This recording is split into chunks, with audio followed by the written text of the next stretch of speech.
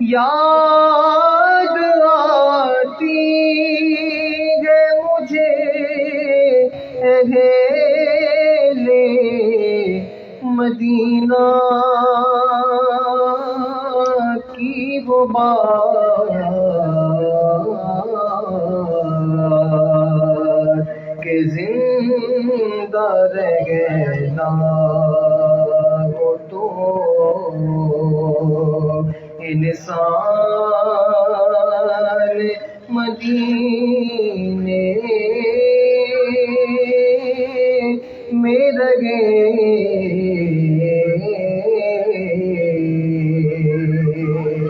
زندہ رہ گیا وہ تو انسان مدینے میں رہے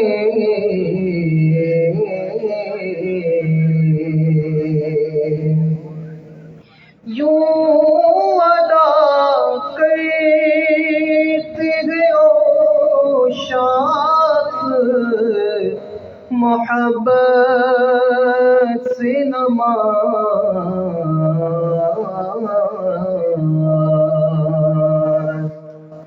یوں ادا کرتے ہو شاخ محبت کی نماز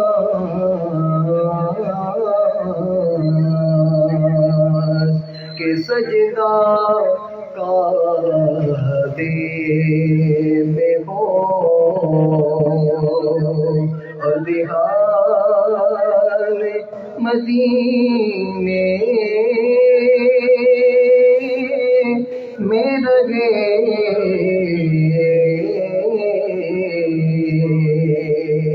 سجدہ کعبے میں ہو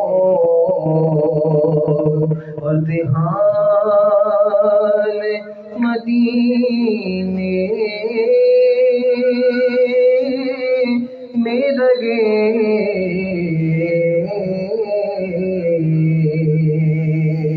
بن کے سرکار کا مہمان مدینے میں لگے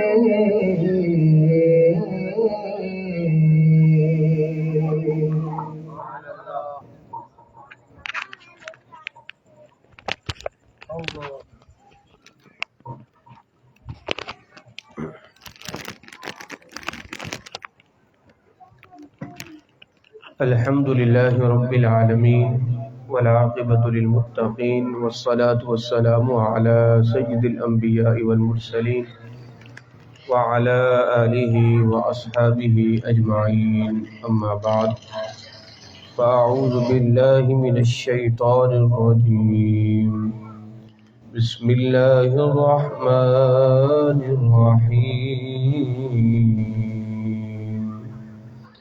قال الله تبارك وتعالى في القرآن المجيد والفرقان الحميد وإني لغفار لمن تاب وآمن وعمل صالحا ثم اهتدى آمنت بالله صدق الله العظيم وصدق رسوله النبي الكريم الأمين ونحن على ذلك لمن الشاهدين والشاكرين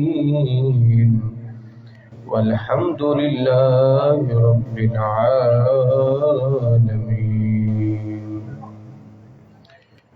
صدیق عکس حسن کمال محمد است فاروق ذل جاہو جلال محمد است عثمان ضیائے شمع خصال محمد است، حیدر باغ بہار محمد است۔ الہی تڑپنے پھڑکنے کی توفیق دے، دل مرتضیٰ سوز صدیق دے۔ غوث اعظم بمنے بے سر و سامان مدد، قبلہ دی مدد کعبہ و ایمان مدد۔ غوث اعظم امام التقیٰ والنقیٰ، جلوائے شان قدرت پہ لاکھوں سلام۔ بلغ العلا بکمالہ، کشف الدجا بجمالہ، حسنت جمیع خصالہ، صلوا علیہ وآلہ واصحابہ وسلموا تسلیما۔ حمد و ثنا کے بعد محترم و محتشم عزیزان گرامی قدر،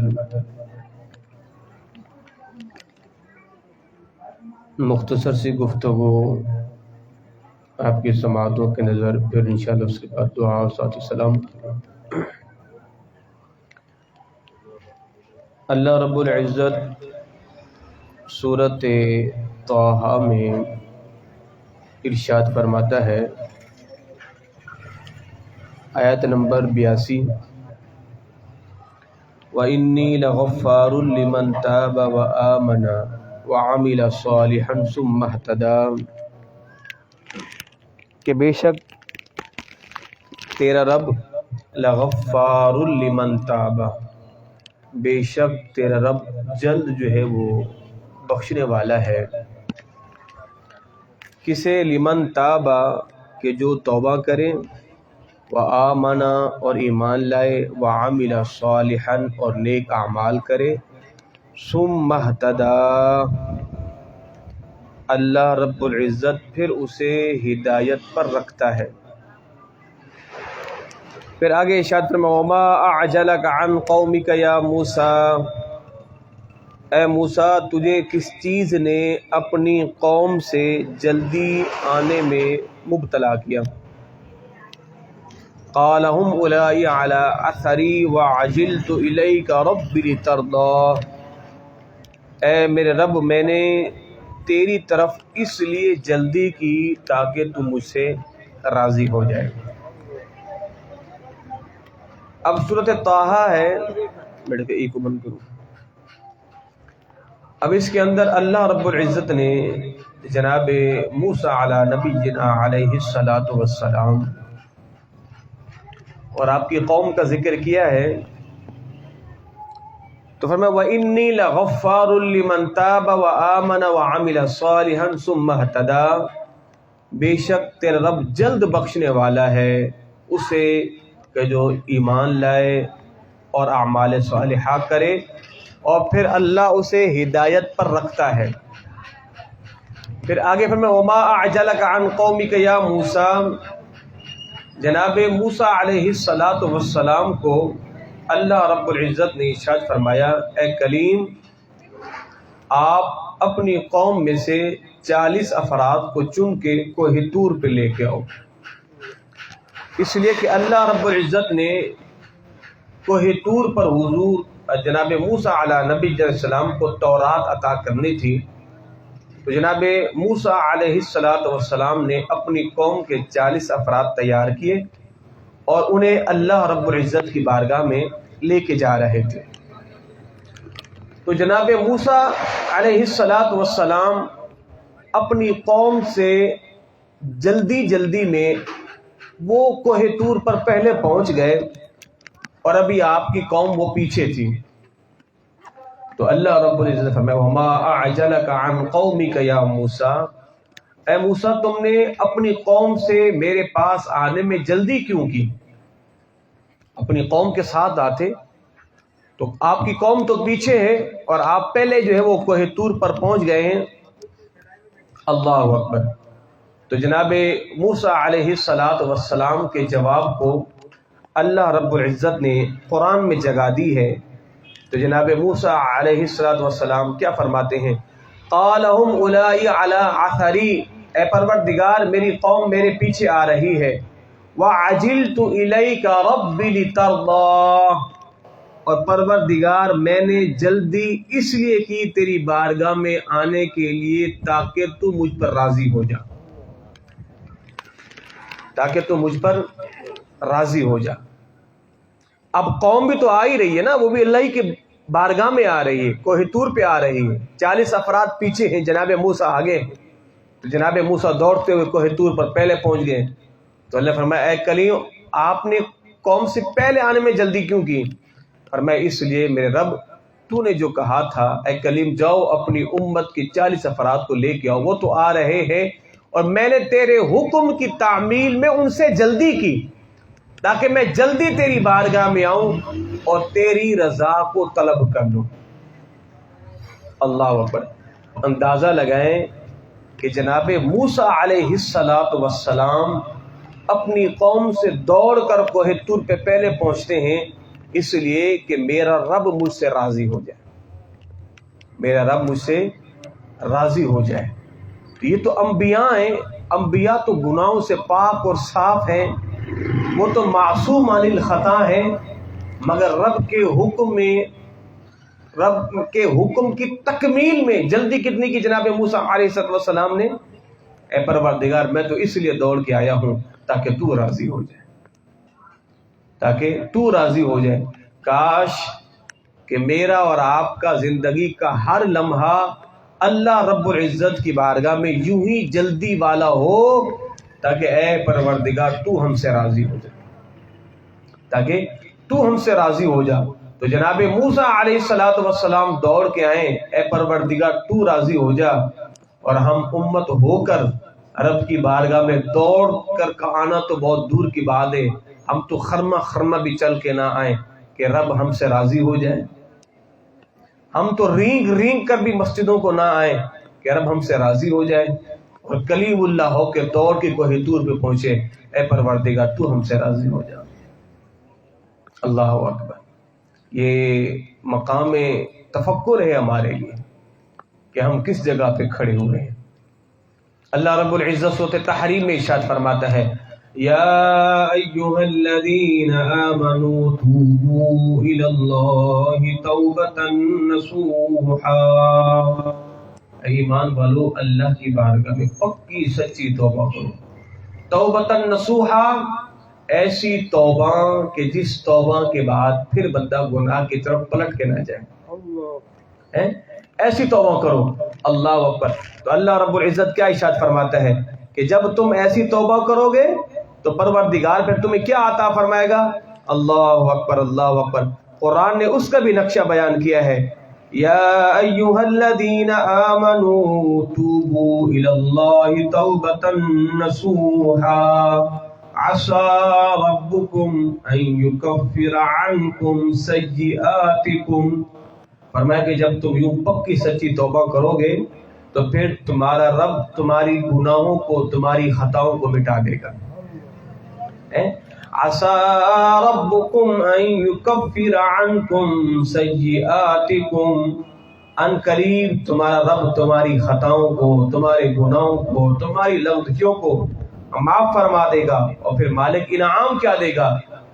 اللہ رب العزت ارشاد فرماتا ہے وَيُدْخِلَكُمْ جَنَّاتٍ تَجْرِي مِن تَحْتِهَا الْأَنْهَارُ، پھر اللہ تمہیں ان باغات میں داخل کرے گا کہ جن باغات کے نیچے نہریں رواں ہیں، جن باغات کے نیچے نہریں رواں ہیں۔ تو یہ باغات میں نہروں کا جاری ہونا یہ باغ کا حسن ہوتا ہے، یہ باغ کا حسن ہوتا ہے۔ آپ کسی باغ میں جائیں اور ہموار زمین پہ چل رہے ہوں اور وہ نہر بھی ہموار زمین پہ نیچے کی سطح کو ہو تو باغ کی ہریالی، باغ کی خوبصورتی میں اور اضافہ ہو جاتا ہے، دیکھنے میں بڑا بھلا لگتا ہے۔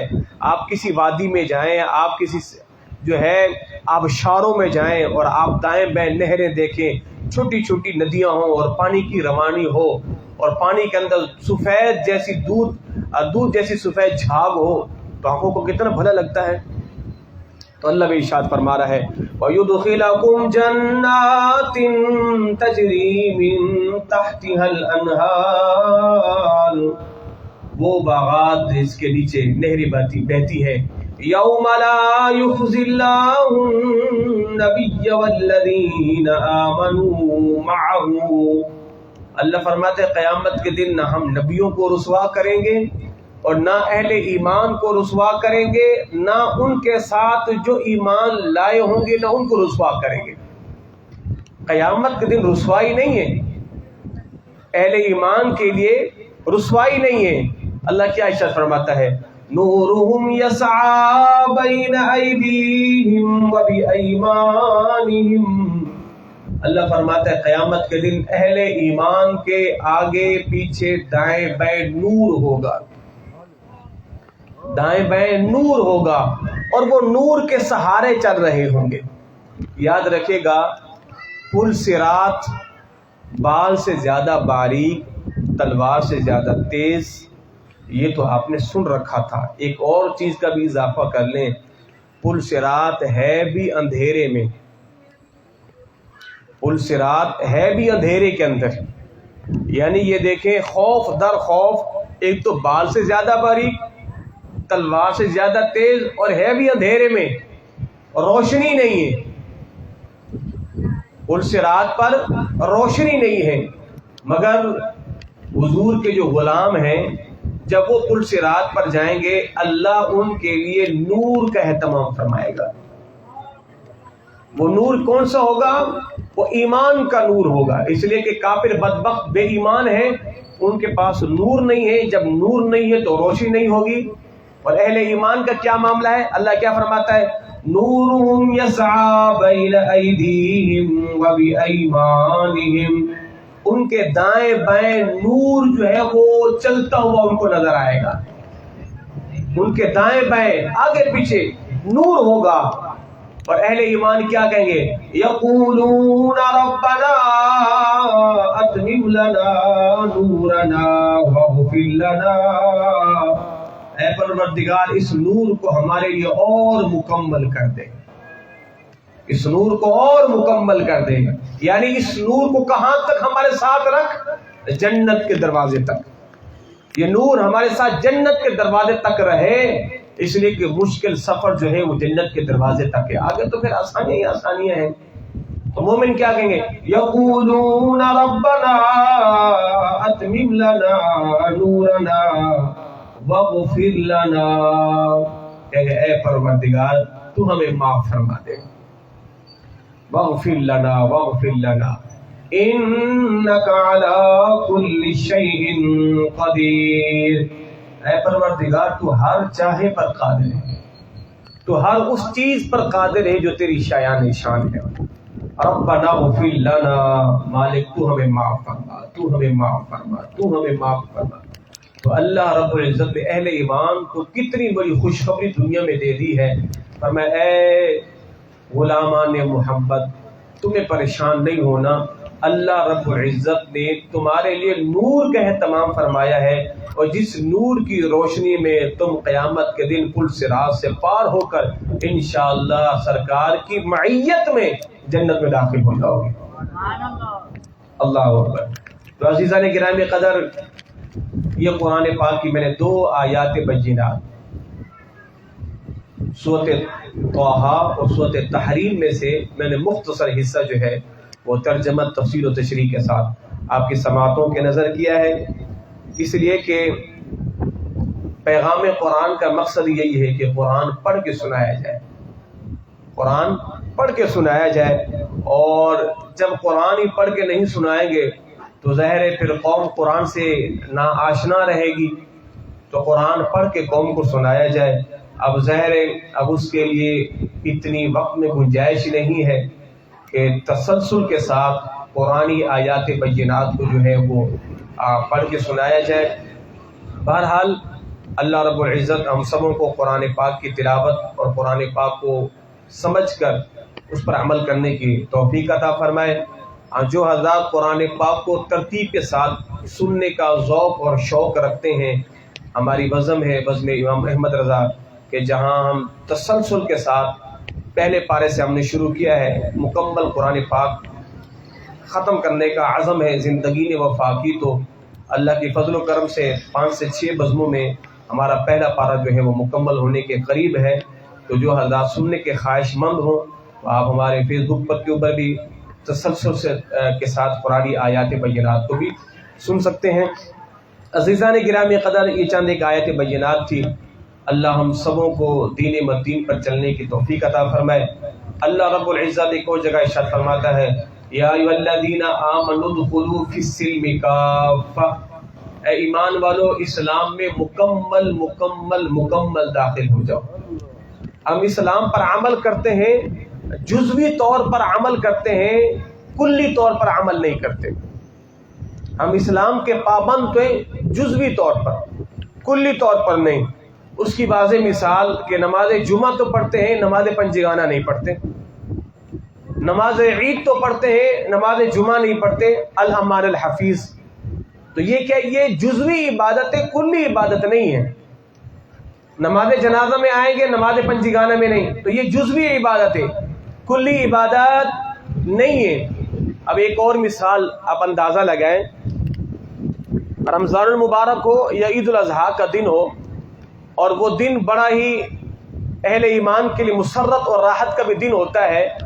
آپ نے دیکھا ہوگا کہ اکثر نوجوان حضرات پورا رمضان المبارک داڑھی شیو نہیں کرواتے، پورا رمضان المبارک، مگر جیسے چاند نظر آتا ہے داڑھی شیو ہو جاتی ہے۔ آپ عید الاضحیٰ کو دیکھیں، عید الاضحیٰ میں ہمیں وہ روایت تو مل گئی نا کہ بھائی اگر کوئی بندہ قربانی نہیں کر پا رہا یا قربانی کر رہا ہے تو عید الاضحیٰ کے دن میں ناخن نہ تراشے اور بال نہ کٹوائے، اللہ اسے جو ہے وہ حجاج کرام کے ساتھ مشابہت کی وجہ سے اللہ انہیں ثواب عطا فرمائے گا۔ اور غریبوں کے لیے یہ لکھا گیا ہے کہ اگر کوئی شخص غریب ہے اور وہ قربانی نہیں کر پا رہا تو وہ بھی ان دنوں میں ذی الحج کا چاند نظر آنے کے بعد ناخن نہ تراشے، بال نہ کٹائے، تو اللہ اسے بھی قربانی کا ثواب عطا فرمائے گا۔ اب جو اگلی بات کرنے لگا ہوں، یہ باتیں تو ہم نے سن لی اور اس پر ہم نے عمل بھی کیا۔ بھائی 10 ذی الحج تک یکم سے لے کر بال بھی نہیں کٹوانے، ناخن بھی نہیں کاٹنے، یہ ایک مستحب عمل ہے، یہ لازم نہیں ہے، یہ کوئی لازم نہیں ہے۔ اگر کسی کے ناخن بڑے ہو گئے کاٹنے کی حاجت تو آپ کاٹ لیجئے، بال بڑے ہو گئے کاٹنے کی حاجت تو کاٹ لیجئے۔ ہاں اگر آپ قربانی کر رہے ہیں تب بھی نہ کاٹیں تو بہتر ہے، نہیں کر رہے تب بھی نہ کاٹیں تو بہتر ہے، اس لیے کہ میری اور آپ کی مشابہت حاجیوں سے ہو جائے، کیونکہ حجاج کرام بھی جو ہے وہ ان دنوں کے اندر نہ بال کٹواتے ہیں نہ ناخن کٹواتے ہیں۔ مگر آپ اندازہ لگائیں، عید الاضحیٰ کا دن ہوتا ہے، آپ نماز عید پڑھ کے آتے ہیں، کسائی نے چھری اٹھائی، جانور کے گلے پہ رکھ کے بسم اللہ اللہ اکبر کہا، تو آپ نے اللہ اکبر کی صدا بلند کی، اور لوگوں کو پتہ چل گیا کہ جناب آپ نے سنت ابراہیمی ادا کر دی، سنت ابراہیمی ادا کر دی۔ یہاں آپ نے سنت ابراہیمی ادا کی، اور وہاں نئی کی دکان پہ جا کے آپ نے اس طرح اٹھایا اور داڑھی شیو کر دی، وہاں سنت ابراہیمی ادا کی، اور یہاں سنت محمدی کا گلا کاٹ دیا ہے۔ وہاں سنت ابراہیمی ادا کر دی اور یہاں سنت محمدی کو کاٹ کے رکھ دیا ہے۔ تو یہ ہے جزوی عبادت، کلی عبادت نہیں ہے، جزوی عبادت ہے۔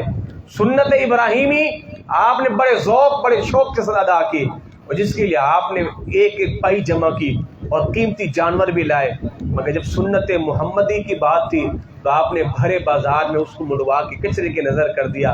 یارو ایمان سے بتاؤ، جناب ابراہیم کی سنت پر تو نے اتنا عمل کیا، اور محمد الرسول اللہ کی سنت کا پھر تو نے مذاق کیوں اڑایا ہے؟ اللہ رب العزت ہمیں مکمل کامل اکمل اسلام میں پروردگار داخل ہونے کی توفیق عطا فرمائے۔ امام اعظم ابو حنیفہ رضی اللہ تعالیٰ عنہ کے زمانے میں ایک شخص تھا، وہ موچی کا کام کرتا تھا، سارا دن جوتے سیتا اور جو پیسہ ملتا شام کو جا کے شراب کی بوتلیں لے کے آ جاتا تھا۔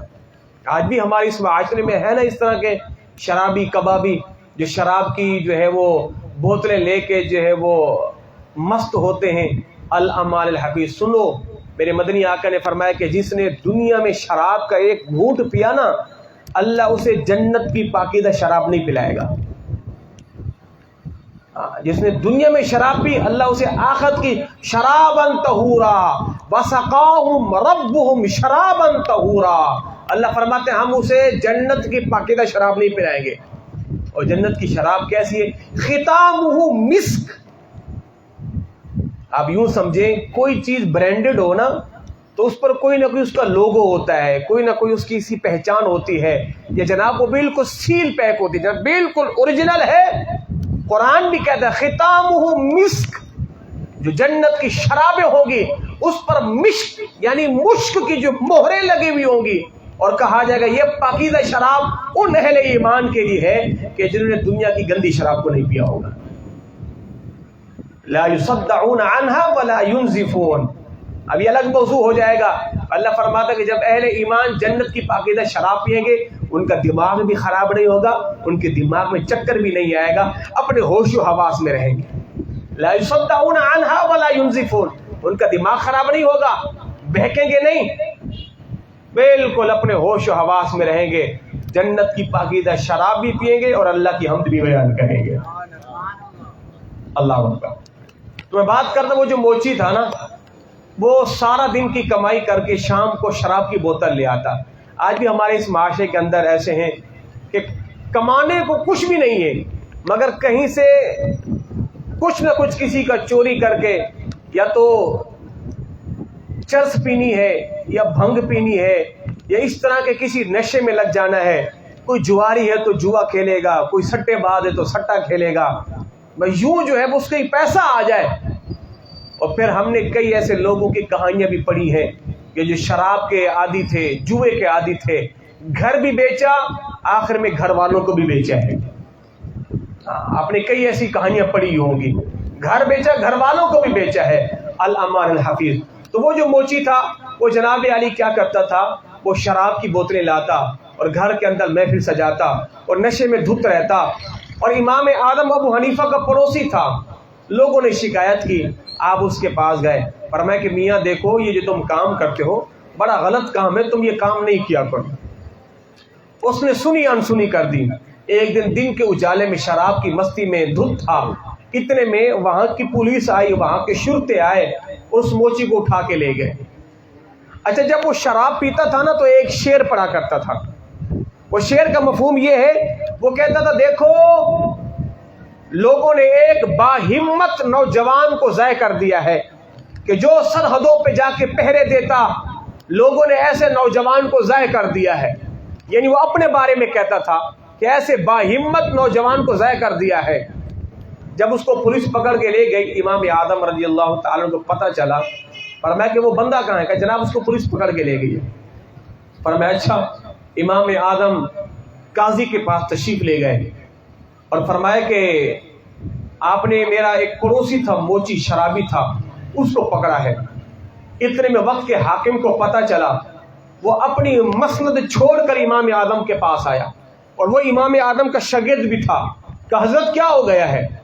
آج کچہری کے اندر کھلبلی مچ گئی کہ امام اعظم ابو حنیفہ آ گئے ہیں۔ فرمایا کیا ہوا؟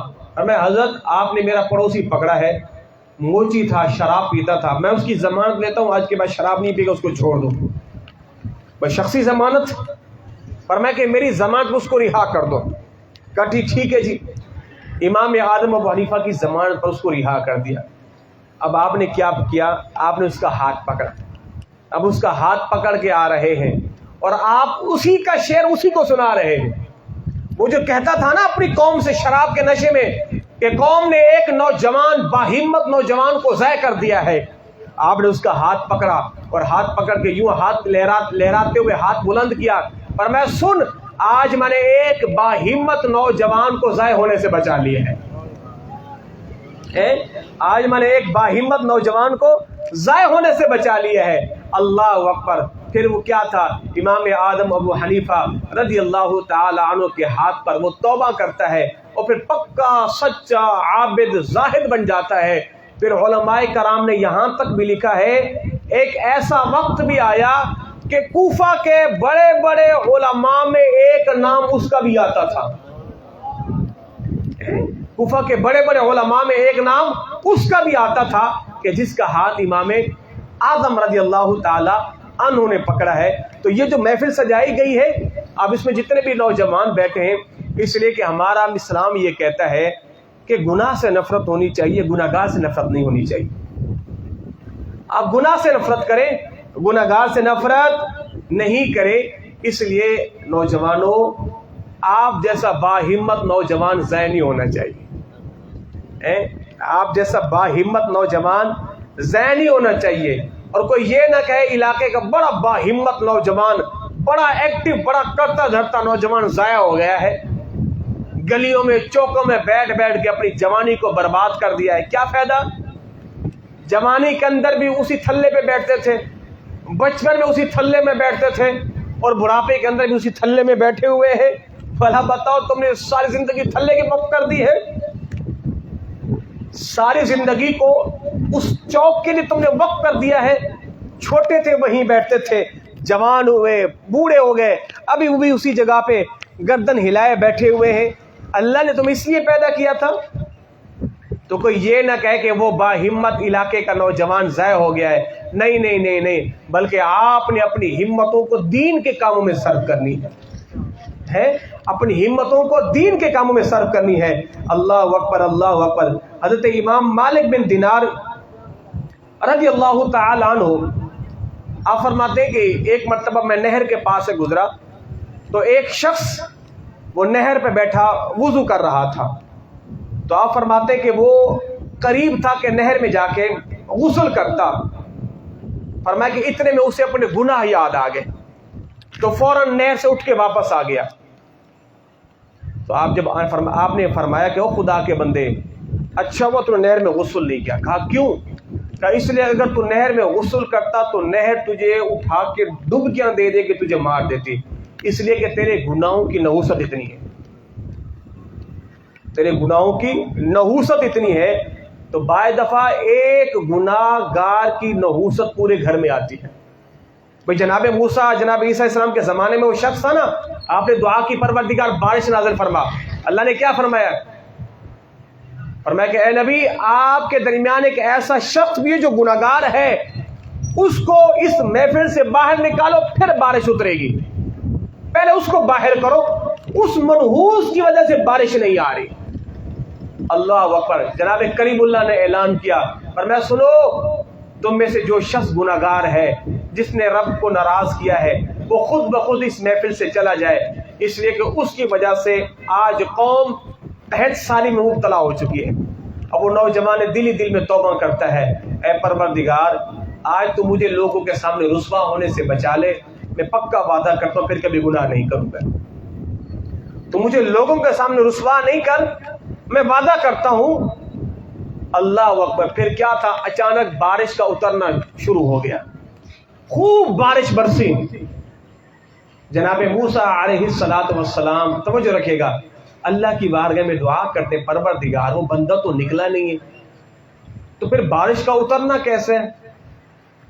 تو اللہ نے فرمایا اے کلیم، اس نے توبہ کر لی ہے، اس نے جو ہے توبہ کر لی ہے۔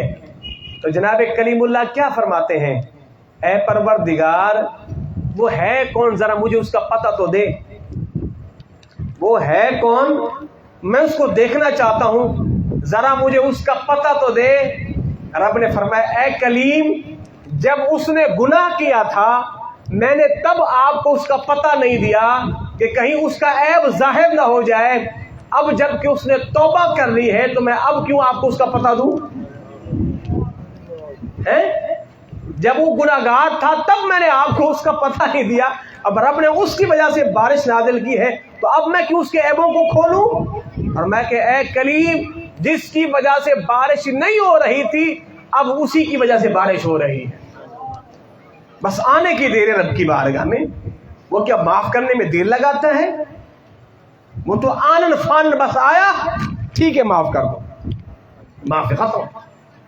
اب ایسا تو نہیں ہے کہ میری اور آپ کے نام اعمال کی فیلیں فرشتوں کے بعد جائیں گی، پھر آگے جائیں گی، پھر آگے، اور پھر عرش الاف ہو جائیں گی، پھر رب کی بارگاہ میں۔ نہ نہ نہ، بس میں نے کہا مالک استغفر اللہ ربی من کل ذنب واتوب الیہ اذنبت عمدا او خطا سرا او علانیۃ واتوب الیہ من الذنب الذی اعلم ومن الذنب الذی لا اعلم۔ مالک میں توبہ کرتا ہوں اعلانیہ، پوشیدہ، ظاہری، باطنی، سارے گناہوں سے، اس گناہ سے جس کو میں جانتا تھا اور اس گناہ سے جس کو میں نہیں جانتا تھا۔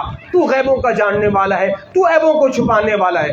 بس یہ میرا اور آپ کا کہنا ہے سچے دل سے، پھر دیکھیں آنن فانن اللہ آپ کی میری بخشی فرما دے گا۔ اللہ اکبر۔ تو نوجوانوں اپنی زندگی کے ان دنوں کو عیاشیوں میں مت گزارو، ان چوکوں پہ، ان گلیوں میں بیٹھ کے ان کی زینت اور رونق جو ہے آپ نہ بنے۔ اللہ اکبر۔ بات ختم کرنے لگا ہوں، وقت کافی ہو گیا ہے، اس لیے کہ آپ کے مولوی صاحب آپ تو ہوا کے نیچے بیٹھے ہوئے، ہمیں تو ہوا ہی نہیں آ رہی، تو بات ختم کرنے لگا ہوں۔ میرے بھائیوں، میرے نوجوانوں، یہ جو آپ لوگوں کا ہم نے ایک چھوٹا سا کارواں بنایا ہے، اس کا ایک ہی مقصد ہے تاکہ آپ اہل علاقہ، آپ نوجوان بیدار ہو جائیں۔ میں بات کر دیتا ہوں، میں سمجھتا ہوں اگر کوئی شخص آپ سے پیسے بھی لے نا، آپ کی جیبوں کو بھی دیکھے اور پھر بھی زبردستی آپ کا ہاتھ پکڑ کے مسجد کو لے کے جائے، تو اس کا آپ پر احسان ہے، اس کا آپ پر چلے جائے کہ وہ آپ سے پیسے ہی لے رہا ہے، مگر آپ تو مسجد میں تو لے کے جا رہا ہے۔ تو اس دور میں اگر آپ کو کوئی فی سبیل اللہ مسجد کا راستہ دکھاتا ہے تو پھر آپ نے کرنا کیا ہے، آپ نے پھر قدم کے ساتھ قدم ملا کے مسجد کے آخر رونق اور زینت بننی ہے۔ اب جتنے بھی اس علاقے میں نوجوان ہیں، میں ہمیشہ کہتا تھا کہ جب بھی میں رات کو کبھی دیر سے آنا ہوتا تھا مدرسے سے یا کسی محافل سے، تو یہاں نوجوان، یہاں نوجوان، یہاں نوجوان، آپ بیٹھے ہوئے ٹھیک ہے گپ شپ کر رہے ہیں، اور گپ شپ بھی ایسی نہ ہو کہ جس کے اندر کسی کی دل آزاری ہو، خلاف شرع ہو۔ ہاں آپ بیٹھ کے جو ہے تفریح مذاق کر سکتے ہیں، جس کے اندر کسی کی اذیت نہ ہو، اس سے کوئی منع نہیں کرتا، مگر اتنا تو ہونا چاہیے نا کہ اگر آپ بیٹھے ہوئے ہیں تو کہ مولوی صاحب نماز پڑھ کے آیا ہوں پھر بیٹھا ہوں میں، اتنا تو آپ پر لازم ہے۔ تو اب میں یہ دیکھتا ہوں کہ ہمارے جو یہ نومی صاحب ہیں، اب یہ ان کے پاس یہ نوجوان اب رہتے یا نہیں رہتے، اس لیے کہ میں سمجھتا ہوں کہ جس کو دور کرنا ہو اس کو دین والی فیلڈ میں لگا دو، ویسے ہی دور ہو جاتا ہے۔ اللہ مان حفیظ، جسے اللہ توفیق دے، ورنہ ایسا ہی ہوتا ہے، کسی سے دوستی لگاؤ نا بھائی، آپ کو درس قرآن میں لے کے جاؤں گے محفل میں، مسجد میں، وہ خود بخود آپ سے دور ہونا شروع ہوگا۔ اگر نہیں بھائی یہ پتہ نہیں کہاں پھنسا رہا ہے، کن چکروں میں پھنسا رہا ہے، اچھا خاصا عیاشی کر رہا تھا، پتہ نہیں کیسی ایسی باتیں کر کے جو نا افسردہ کر دیتا ہے، کسی کے سامنے قبر کی باتیں کرو، حشر کی باتیں، کہتا ہے یار کیا پرانے زمانے کی باتیں لے کے پورا اپنے موڈ ہی خراب کر دیا ہے۔ الامان الحفیظ، یہ تو ماحول ہو گیا ہے۔ تو میں نے کہا اب ہم دیکھتے ہیں کہ اب جب ہم ان نوجوانوں کو ہر مادر سے قرآن دیں گے، اب دیکھتے ہیں کہ آیا کہ یہ آتے یا نہیں آتے۔ اب اگر یہاں پر آپ بالفرض کوئی تہوار، کوئی پروگرام رکھے تو اب سارے نوجوان پکنک ہو، گھومنا پھرنا ہو، تو سارے نوجوان صف اول میں نظر آتے ہیں ہر معاملے میں، آپ نہیں یہ عمومی طور پر، مگر اب دین کی بات ہے۔ اب ہم دیکھتے ہیں کہ آیا کہ محفل میں آپ پہلے آتے یا مولوی صاحب پہلے آتے ہیں، ورنہ میں نے اکثر یہاں پر دیکھا ہے کہ محفلوں میں پہلے میں پہنچتا ہوں، عوام بعد میں آتی ہے۔ پہلے میں آتا ہوں، پہلے میں کرسی کی زینت بنتا ہوں اور پھر عوام آ کے وہ پنڈال کی زینت بنتی ہے۔ نہیں، بلکہ قوم منتظر رہے اپنے مبلغ کے لیے، مبلغ منتظر نہ رہے قوم کے لیے، قوم بیٹھی ہوئی انتظار کرتی رہے کہ جناب وہ مولوی صاحب نے آگے چند دین کی باتیں کرنی ہے۔ اللہ اکبر۔ مسجد نبی کے اندر حضرت ربیعہ رضی اللہ تعالیٰ عنہ، وہ خوبصورت نوجوان، وہ خوب روح کہ جن کی ماں نے تربیت کر کے انہیں جو ہے وہ دین کا مبلغ بنایا تھا۔ امام مالک کے بھی وہ استاد سے بات ختم کرنے لگا ہوں، اپنی اولاد کی تربیت کا چھوٹی سی بات لیتے جاؤ۔ ان کے شوہر جا رہے تھے جنگ میں، تو ان کی جو بیوی تھی وہ حاملہ تھی، تو ان کے پاس 3000 دینار تھے. اپنی بیوی سے کہا یہ 3000 دینار سنبھال کے رکھنا اور میں جنگ لڑ کے آتا ہوں. اب ظاہر اس زمانے میں جب صحابہ کرام تابعین تبع تابعین جنگوں میں جاتے تھے تو پھر کئی سالوں کے بعد آنا ہوتا تھا. کبھی اس مارکے کو فتح کیا، پھر اس مارکے، پھر اس مارکے پر، تو چلتے ہی رہتے تھے. اللہ اکبر. وہ بزرگ جب گئے تو ان کی بیوی حاملہ تھی اور یہ کہا کہ دیکھو اگر اللہ آپ کو بیٹا دے تو اسے دین کا مبلغ بنانا، عالم دین بنانا. اب وہ چلے گئے. ایک عرصے کے بعد آئے. بعض علماء کرام فرماتے کہ 20 سال کے بعد، بعض کہتے ہیں 30 سال کے بعد آئے. 30 سال کے بعد. وہ عورت ایسی نیک تھی، ساری زندگی بیٹھی رہی، اس نے نکاح نہیں کیا. اللہ نے اس کو ایک بیٹا دیا. اب اس بیٹے نے دین کے کاموں میں لگا دیا. 30 سال کے بعد وہ نوجوان آیا نا، مسجد نبی میں گیا، دیکھا کہ ایک نوجوان ان کے گھر سے نکل رہا ہے. انہیں بڑا تعجب ہوا کہ یہ نوجوان میرے گھر سے کیسے آ رہا ہے. اور پھر اسی نوجوان کو دیکھا کہ مسجد نبی کے اندر آج بھی جنہیں اللہ نے حج و عمرے کی سعادت بخشی ہے، آج بھی مسجد نبی میں مختلف جو ہے وہ درس گاہیں لگی ہوئی ہوتی ہیں. مختلف پلروں کے نیچے مختلف درس ہوتے ہیں، درس قرآن، درس حدیث، کہیں قرآن پڑھایا جا رہا ہے تو کہیں قاعدہ پڑھایا جا رہا ہے. تو اس زمانے میں ایک ہی درس لگتی تھی، ایک ہی نشست. پہلے امام مالک یہ استاد تھے، یہ جن کا ذکر یہ امام مالک کے استاد تھے. پھر اس کے بعد امام مالک کی نشست لگتی تھی مسجد نبوی میں. تو دیکھا کہ وہ نوجوان جو ان کے گھر میں تھا اب وہ مسجد نبوی میں بیٹھا ہوا ہے. تو وہ کیا دیکھتے ہیں کہ وہ خوبصورت نوجوان مسجد نبوی میں، لوگ بالکل وہ قطار در قطار بنا کے بیٹھے. ایک خوبصورت اسٹیج لگا ہوا ہے، اس پہ مسند لگا ہوا ہے اور معطر خوشبو ہے. اب وہ خوب حسین و جمیل نوجوان آتا ہے اور اس اسٹیج کی حیثیت بن کے اور لوگوں کو درس حدیث دیتا ہے. اب وہ نوجوان، وہ بزرگ آدمی کیا کہتا ہے کہ جو 30 سال کے بعد پلٹا، وہ دل ہی دل میں کہتا ہے کاش اسی کی جگہ آج میرا بیٹا ہوتا. یہ جو درس دے رہا ہے کاش اس کی جگہ میرا بیٹا ہوتا اور وہ لوگوں کو بیٹھ کے یوں درس دے رہا ہوتا. اللہ اکبر، اللہ اکبر. اب وہ جب درس کا سلسلہ ختم ہوا، اب وہ شخص جب اپنے گھر گیا تو ظاہر 30 سال کے عرصے کے بعد جب پلٹا تو بیگم نے پہچان لیا. اب بیگم سے جا کے پہلی بات یہ کرتا ہے کہ وہ جو میں نے اتنی بڑی رقم آپ کو دی تھی وہ کہاں ہے. یہ بات کرنے کے بعد پھر وہ کہتا ہے کہ دیکھو آج میں خوبصورت نوجوان کو مسجد نبی کے ممبر پہ بیٹھ درس دیتا ہوا دیکھ کر آیا ہوں، کاش اس کی جگہ میرا بیٹا ہوتا. اب وہ عورت کہتی ہے یہ بتاؤ اگر آپ کے پاس 2 چوائسیں ہوں، پہلی چوائس آپ کے پاس یہ ہو کہ آپ کہیں کہ مجھے 30,000 3,000 درہم جو بھی ہے پیسہ آپ مجھے وہ پیسے دے دو، اور دوسری چوائس آپ کے پاس یہ ہو کہ آپ کو اللہ اس نوجوان جیسا بیٹا عطا کر دے، تو آپ کیا پسند کریں گے؟ تو اس نے کہا اگر اس جیسا بیٹا مل جائے تو 3,000 کیا، میں تو کئی ہزار درہم و دینار قربان کر دوں گا. تو وہ نیک عورت کیا کہتی ہے کہ سنو میرے سرتاج، وہ جو آپ نے رقم دی تھی نا، میں نے اس رقم کو اپنے بیٹے کی تعلیم پر صرف کیا. آج جسے مسجد نبی کے ممبر پر دیکھ کر آپ رش کر رہے ہو وہ کوئی اور نہیں، وہ آپ ہی کا بیٹا ہے. وہ آپ ہی کا بیٹا ہے. اللہ اکبر. تو کیسے عظیم لوگ ہیں، اپنی اولاد کو کیسے صدقہ جاریہ بنا کے چھوڑ کے چلے گئے. اور وہ نوجوان امام مالک کے استادوں میں سے شمار ہوتا ہے. امام مالک رحمت اللہ تعالی علیہ. اللہ اندازہ لگائیں، اپنی اولاد کو ایسا بنا کے جاؤ، ایسی تربیت دے کے جاؤ، کم از کم وہ آپ کے لیے صدقہ جاریہ تو بنے. میں ہمیشہ کہتا ہوں قوم سے دیکھیں درس جب ہو تو آپ آیا کریں. ٹھیک ہے آپ نہیں آ سکتے، کم از کم اپنی اولاد کو بھیج دیا کریں. آپ نہیں آ رہے، اپنی اولاد جاؤ بیٹا جاؤ تم ذرا دین سیکھ کر آ جاؤ، اپنی اولاد کو تو بھیجے کم از کم. آپ وہ بھی نہیں کر رہے. تو اللہ رب العزت کی بارگاہ میں دعا گو ہوں پروردگار عمل کرنے کی توفیق عطا فرمائے. مجھے امید ہے آپ جتنے بھی نوجوان اس کارواں میں جڑے ہیں، آپ ہر انگریزی ماہ کے دوسرے جمعے کو مختلف گھروں کے اندر یہ انشاءاللہ درس قرآن کا سلسلہ رہے گا. آپ تمامی نوجوان حضرات سے اس میں شرکت کی جو ہے وہ درخواست بھی ہے. اور اب دیکھیں اب جڑ چکے ہیں تو اب آپ کے اندر تبدیلی بھی نظر آنی چاہیے. ٹھیک ہے جی، ہاں اب جب جڑ چکے ہیں تب آپ کے اندر تبدیلی بھی نظر آنی چاہیے. اب کوئی یہ نہ کہے یار مولوی صاحب تو بس آ رہے ہیں بیان کر کے جا رہے، تم لوگوں میں کوئی چینجنگ ہی نہیں ہے، تم لوگوں میں کوئی تبدیلی نہیں ہے. تو پھر میں یہ سمجھوں گا کہ میری محنت جو ہے وہ بالکل ضائع ہو رہی ہے. ہاں بالکل میری محنت ضائع ہو رہی ہے. اور جمعے کا دن ہے اور یہ میرے لیے بڑا خاص دن ہوتا ہے جمعے کا، اس لیے کہ صبح جا کے ہم نے مدرسے پڑھانا ہوتا ہے اور اس کے لیے ہم نے مطالعہ بھی کرنا ہوتا ہے، 2-3 گھنٹے تیاری بھی کرنی ہے. مگر ہم نے جمعے کا دن آپ لوگوں کے لیے خاص کیا ہے، وقت نکالا ہے.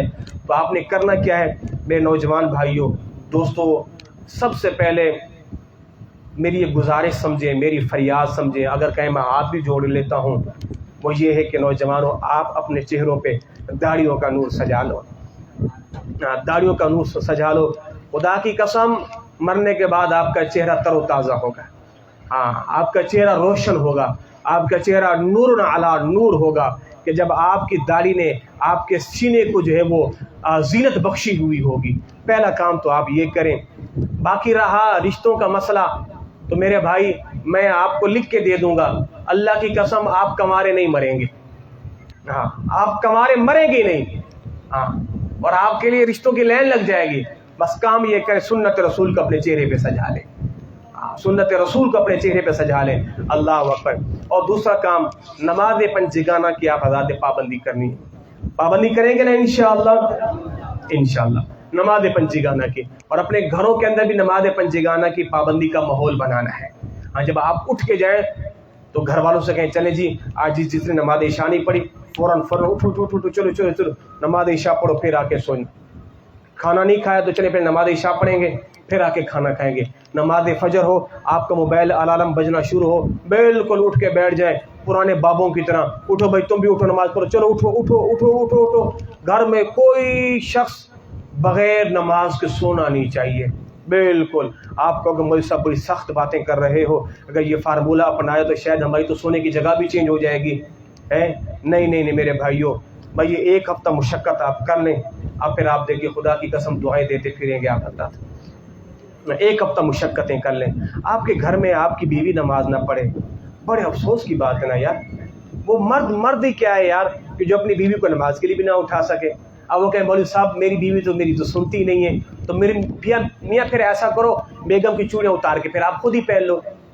ٹھیک ہے کہ جب آپ اسے نماز ہی نہیں پڑھوا سکتے، آپ کی بیٹی آپ کی نہیں سنتی، کمال ہے بھائی. آپ بیٹی کی ساری فرمائشیں پوری کریں، وہ آپ کے کہنے پہ نماز پنجگانہ نہیں پڑے گی، کیا بات ہوگی بھائی؟ حد ہو گئی. تو آپ گھر کے اندر بالکل جلالی ہو، نماز کی وجہ سے بالکل جلالی. بالکل نماز فجر نہیں پڑھی شام تک جلال میں رہو. تم نے نماز پڑھی کیوں نہیں ہے؟ بیٹا سامنے آئے دوسری بات نماز پڑھی ہے نہیں پڑھی، ہٹ جاؤ میری آنکھوں سے، ہٹ جاؤ. بے نمازی تم نے نماز ہی نہیں پڑھی، ہٹ جاؤ. کہ تمہاری وجہ سے اللہ کا عذاب نہ آ جائے ہمارے گھر میں. نحوست تمہاری وجہ سے، کیوں نماز نہیں پڑھی تم نے؟ 1 ہفتہ یہ کڑوی دوائی آپ پی لیں، یہ کڑوا گھونٹ آپ برداشت کر لیں. خدا کی قسم پھر آپ کے گھر میں کوئی آنے والا بھی آئے گا نا، وہ بھی سوچ کے آئے گا بھائی نماز کا ٹائم ہے، بابا بڑا سخت ہے. وہ بھی سوچ کے آئے گا بھائی دیکھو نماز کا ٹائم، ان کے نماز کی بڑی پابندی ہے. خیال کرنا کہ ایسا نہ ہو نماز کا ٹائم ہو تم جو موبائل میں ٹی وی میں سامنے بیٹھے ہو، بابا پھر آ کے سب کے ساتھ بےزتی کر دے گا. تو آپ حضرات ان باتوں پر عمل کریں گے. ہمیں یہ نہیں ابھی جاتے آپ نے بالکل یہ ٹھا کر دیں گے. ایسا ایسا تدریج بتدریج ایسا آپ نے ورک کرنا ہے. آپ کے گھر کے اندر بھی نماز پنجگانہ کا ماحول بنے. اللہ رب العزت آپ سبوں کو جو ہے اس کی برکتیں عطا فرمائے. یہ نام لکھے ہوئے ہیں کافی سارے، اب ظاہر ہے اب وقت اتنا ہے نہیں، انشاءاللہ پھر جو ہے کبھی ان کو پڑھ کے بتا دیں گے. جتنے بھی دوست ہیں ان سب کے لیے میری دعا ہے اللہ رب العزت ان نوجوانوں کو تا دم حیات دین متین کا کام کرتے رہنے کی توفیق عطا فرمائے. انشاءاللہ آپ سبھی حضرات کام کریں گے، بولے کہیں گا ہم انشاءاللہ؟ ہاں انشاءاللہ. اور اپنے آپ کو اب نوجوان تیار ہو گئے نا. مثال کے بعد کتنے افراد ہیں جی؟ 30 کے لگ بھگ، ماشاءاللہ 30 کے لگ بھگ نوجوان ہمارے پاس تیار ہو جائیں. 30 کے لگ بھگ نوجوان تیار ہو جائیں. اچھا ایک کام آپ نے یہ بھی کرنا ہے، جب بھی درس قرآن اکیلے نہیں آنا، کم از کم 2 سے 3 افراد آپ لے کے. 30 افراد ہیں، اگر آپ 3 بھی لے کے آئے گئے تو 30 ضرب 3 کتنے ہو گئے جی؟ 90 افراد. سبحان اللہ 90 افراد آپ لے کر آ گئے. اب ایک دفعہ ان کو لے کے ذہن سازی کرنا ہمارا کام ہے. پھر ان 3 میں سے ہر ایک بندہ 3 افراد اور لے کے آ جائے گا تو کتنا بڑا کارواں بن جائے گا. انشاءاللہ کریں گے نا کام انشاءاللہ. ہاں इंशाअल्लाह आप काम करें और फिर देखें आपकी कब्र भी रोशन, हशर का दिन भी आपके लिए रोशन, और फिर दुनियावी मामला में जो परेशान है ना, आप उलझे हुए हैं, ज़हनी डिप्रेशन का शिकार हैं, परेशान हैं, सारी परेशानियां ख़त्म हो जाएंगी। आज से अपने आप को दीन के लिए वक्फ कर दो, घर वालों को बता दो भाई हर अंग्रेजी माह के दूसरे जुम्मे को किसी की फौतगी हो, किसी का तीजा हो, 40वां हो, शादी ब्याह हो, मैंने बिल्कुल नहीं आना, मैंने दर्स कुरान की महफिल में जाकर दीन सीखना है बस। और इंशाअल्लाह अगले दर्स कुरान के अंदर हम नमाज का तरीका बाकायदा प्रैक्टिकल करके बताएंगे, नमाज के फ़राइज़, वुज़ू का तरीका बाकायदा प्रैक्टिकल करके बताएंगे, और इंशाअल्लाह इसके अंदर नमाज जनाजा का तरीका, गुस्ल देने का तरीका, कफन पहनाने का तरीका, सारे वो मसाइल के जो एक नौजवान को सीखने चाहिए, बिलखुसूस गुस्ल के मसाइल। कई नौजवान ऐसे हैं जो शादीशुदा हैं, उनको पता नहीं कि पाक किस तरह होना है, वो गुस्ल के मसाइल। तो इंशाअल्लाह बहुत कुछ सीख पाएंगे कम अरसे के अंदर, कम वक्त के अंदर, अगर आपका शौक रहा। और सुनो, अगर कोई नहीं सीखेगा क़यामत के दिन उसकी पकड़ होगी, और फिर कोई ये ना कहे हमें तो कोई सिखाने वाला नहीं था। तो मैंने हुज्जत पूरी कर दी है, मैंने कह दिया है, मैं सिखाने के लिए हाजिर हूँ। आप मुझे जब भी बुलवाएं, जिस दिन बुलवाएं, मस्जिद में चले आएँ। और दूसरी बात, अब तो छुट्टियों का सिलसिला हो चुका है ना स्कूल के बच्चों का, मैं तो ये भी कहूँगा जिनके बच्चे स्कूल पढ़ते हैं और वो बालिग हैं या बुलूगत के करीब हैं, मगरिब के बाद मस्जिद भेज दिया करो मेरे पास, वो आके अकायद सीखें, वुज़ू के मसाइल सीखें, नमाज के मसाइल। वैसे मस्जिद में बैठे रहते हैं, चले उन्हें कुछ पढ़ाते रहेंगे। तो यूँ अपनी औलाद को करीब करें आप हज़रात। व्हाट्सएप का नंबर सब नौजवानों के पास है, फेसबुक सोशल मीडिया पे न जाने बहुत कुछ आप लगे रहते हैं, तो आप व्हाट्सएप पे रब्ता करें, मौलवी साहब कोई किताब भेज दें नमाज के मसाइल, ताकि मैं उसको पढ़ के आपको कोई चीज़ें बताऊँ, मुझे ये समझ नहीं आ रहा, वुज़ू के मसाइल, नमाज के मसाइल, गुस्ल के मसाइल। आप दिलचस्पी का इजहार तो करें। आप तो बिल्कुल सुन्नो बुकमो ने जनाब, हमें तो कोई बस खबर ही नहीं है, जुम्मा है तो जुम्मा पढ़ लिया, ईद है तो ईद पढ़ लिया, अकीका है तो अकीका कर लिया, जनाजा बस, अल्लाह ना खैसला। ओ खुदा के बंदे, तुझ पर बहुत बड़ी जिम्मेदारियां हैं। मैं अकेला ही चला था जाने बे मंजिल, लोग मिलते गए, कारवां बनता गया। तो इंशाल्लाह कारवां बनाना है, इन नौजवानों के अंदर हमने तब्दीली लानी है, और हकीकी तब्दीली, दीन वाली तब्दीली लानी है।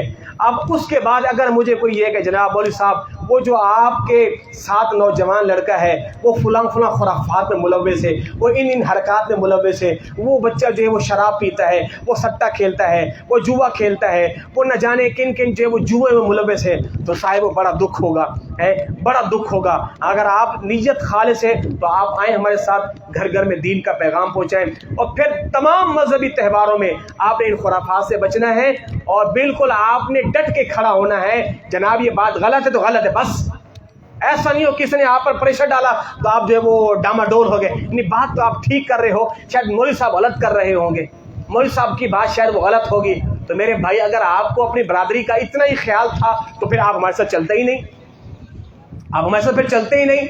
जब आपने बरादरी का ख्याल करना है, जब दीन के साथ चलना है, इंशाअल्लाह ये तहरीक गैर सियासी तहरीक है, अमीर सुन्नत का नाम है गैर सियासी तहरीक, ठीक है जी। हमने आपको किसी चीज़ में घुसेड़ना नहीं है, घसीटना नहीं है, हमने आपका जहन ख़राब नहीं करना अपनी ज़ात के लिए है और हुब्बे जा के लिए। हमें आपसे कोई ज़ाती एक टके की भी जो है वो लालच नहीं है, फ़कत दीन का काम होगा। हाँ, जिस दिन आप देखें हम आपको अपनी ज़ात के लिए या आपकी जेबों पर हमारी नज़र है तो फिर हाथ खड़ा कर लीजिएगा, 2 कदम पीछे हो जाइएगा कि मौलवी साहब झूठ बोलते हो, बोलते कुछ हो करते कुछ हो। जब तक जान में जान है और इंशाल्लाह दीन का काम करते रहेंगे, और आप नौजवानों की इस्लाह के लिए तादम हयात दीन का काम करते रहेंगे, छोड़ूंगा नहीं आपको इंशाल्लाह।